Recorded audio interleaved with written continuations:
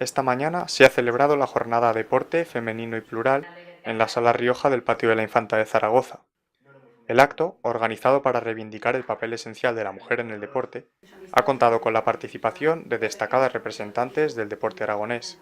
El objetivo básicamente es visibilizar el deporte femenino y empoderarlo.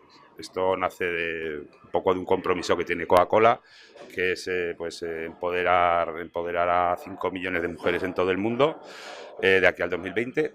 Y entonces, pues bueno, esto es una pequeña herramienta o pata más de este proyecto.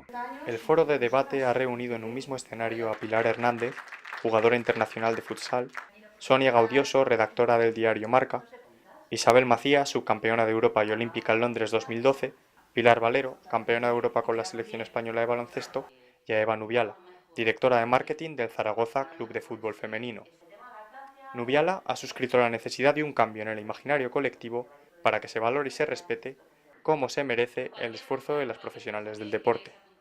Un cambio social que empiece desde la familia, desde la educación que les damos a nuestros hijos. Tiene que haber un cambio empresarial, creo que también tiene que haber una implicación institucional y sobre todo una evolución muy grande en lo que es la cobertura mediática del deporte femenino.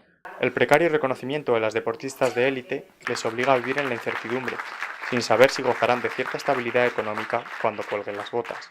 Pues en vez de cogerme todas las asignaturas, cogerme la mitad, ir más poco a poco, y también el hecho de decir, tengo que estudiar porque yo sé que cuando esto se acabe no voy a poder vivir del fútbol. Tras la mesa observatorio, Amaya Gorostiza, presidenta de la Sociedad Deportiva Eibar, ha cerrado la jornada compartiendo con los asistentes su experiencia en la gestión del club.